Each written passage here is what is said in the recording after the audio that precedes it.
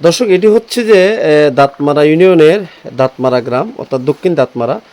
এটি হচ্ছে যে যদি বলি, এই বাড়ির মালিকের নাম হচ্ছে যে ফজর আলী। তার বাড়ি এটি।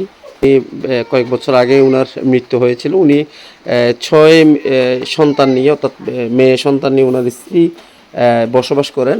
গত রাত্রে একটার দিকে ওনারা, যেহেতু ঘরটি ঝুঁকিপূর্ণ, একটু যদি দেখাই, ঘরটি ঝুঁকিপূর্ণ হওয়ার পরিপ্রেক্ষিতে ওনারা যখন প্রবল বৃষ্টি হচ্ছিল, তখন কিন্তু ওনারা মেয়েগুলো, ওনার সন্তানদেরকে নিয়ে ঘর থেকে বের হয়ে যায়।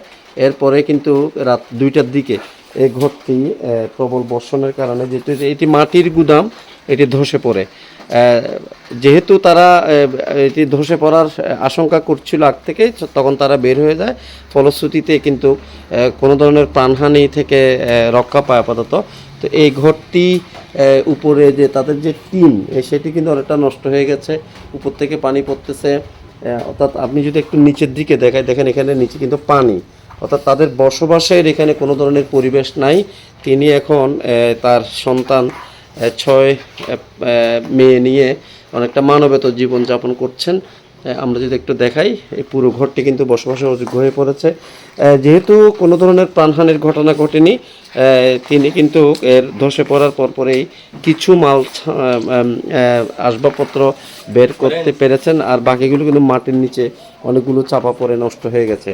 তো দর্শক, তিনি এই গত 2 দিন থেকে, আমরা যদিও সাথে সাথে খবরটি পাইনি, গত 2 দিন থেকে তিনি তার সন্তানদেরকে নিয়ে মানবেতর জীবনযাপন করছেন। একটু দেখেন, এই পাশে এটি হচ্ছে তাদের রান্নাঘর ছিল। রান্নাঘরে তারা এখন, এটি যেহেতু পাশে টিন রয়েছে, এই টিনের ঘেরা, এখানে রান্নাঘরে তারা কোনো মতো একটি খাট এখানে স্থাপন করে এখানে বসবাস করছেন।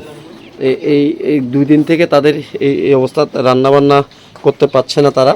এখানে বাইরে বৃষ্টি, যেহেতু বাইরের অবস্থাও খারাপ, এখানে কিছু মাল সামানা তারা বের করেছেন। খাট ভেঙে গেছে, আপনারা দেখতে পাচ্ছেন। এবং ঘরটি কিন্তু পুরোপুরি আবারও যে কোনো মুহূর্তে ধসে পড়তে পারে। দর্শক, আমি একটু কথা বলবো, যিনি রয়েছেন এখানে, ফজর আলীর স্ত্রী রয়েছেন, ওনার সাথে একটু কথা বলবো।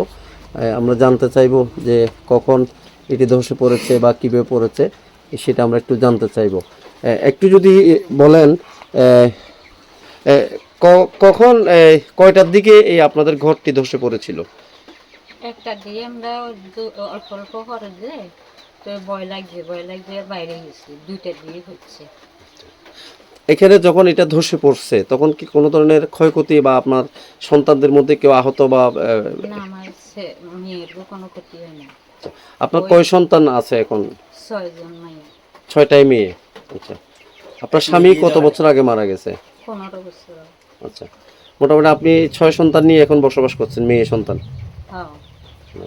তো আপনার যে ঘর ধসে পড়ার এই খবর প্রশাসন বা ইউনিয়ন পরিষদের কেউ অবগত হয়েছে? কাউকে জানাইছেন? কেউ আসছিল? জানাইছি, আমার বোন পুত্রে জানাইছি, আর বোন পুত্রে কারা জানাইছি, আমি জানি না। আচ্ছা, এখনো পর্যন্ত কোনো সরকারি সহযোগিতা পেয়েছেন আপনি? সরকারি কোনো সাহায্য সহযোগিতা পাইছেন? না পাই না। রান্না বান্না কিভাবে করছেন? এখন কোথায় থাকতেছেন? ওই আমার বোনের বাড়িতে থাকে। বুড়ো বাড়িতে থাকেন? আচ্ছা, দিনে এখানে থাকেন, রাত্রে ওখানে চলে যান? এখানে চলে যায়। আচ্ছা, আপনার নামটা একটু বলেন তো। বেবি হাজারা। দর্শক, শুনছিলেন ফজর আলীর স্ত্রী বিবি হাজরা বলছিলেন, গত 2 দিন থেকে তারা এইভাবেই মানবেতর জীবনযাপন করছেন। তাদের যেহেতু ঘরটি ধসে পড়েছে, এখানে রান্নার কোনো ব্যবস্থা নাই এবং বসবাসের কোনো এটি অনুপযোগী হয়ে পড়েছে।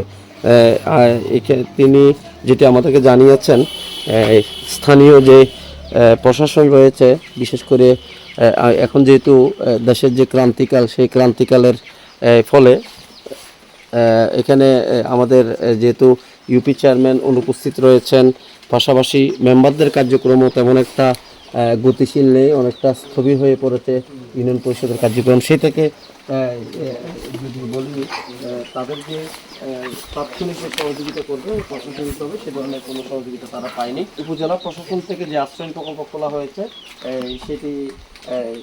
সেটি তো তারা যায়নি, হয়তো তারা সেই ব্যাপারে অবগত নয়।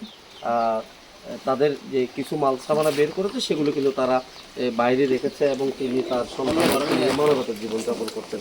তো দর্শক, যেটি জানাচ্ছিলাম সেটি হচ্ছে যে ফটিকছড়ি উপজেলার দাঁতমারা ইউনিয়নের দক্ষিণ দাঁতমারা গ্রামের মৃত ফজর আলী, অর্থাৎ যেটি আমরা স্থানীয়ভাবে উনি পান ব্যাপারী ফজর আলী হিসেবে পরিচিত, তার স্ত্রী রয়েছেন বিবি হাজারা, তার 6 কন্যা সন্তান নিয়ে তিনি এখানে বসবাস করেন। গত রাতের 1টার দিকে তার এই ঘরটি প্রবল বর্ষণের ফলে, যেহেতু এটি মাটির ঘর, এটি ধসে পড়েছে, ঘরের একাংশ ধসে পড়ে গেছে, আর বাকি অংশটি কিন্তু ব্যবহার বা বসবাসের অনুপযোগী হয়ে পড়েছে। এমত অবস্থায় তিনি তার এই যে কন্যা সন্তানদেরকে নিয়ে তার বোনের বাড়িতে আশ্রয় নিয়েছেন এবং এখানে দিনের বেলা আসেন, কোনো মতে অবস্থান নেন, রাত্রে হলে তার বোনের বাড়িতে চলে যান।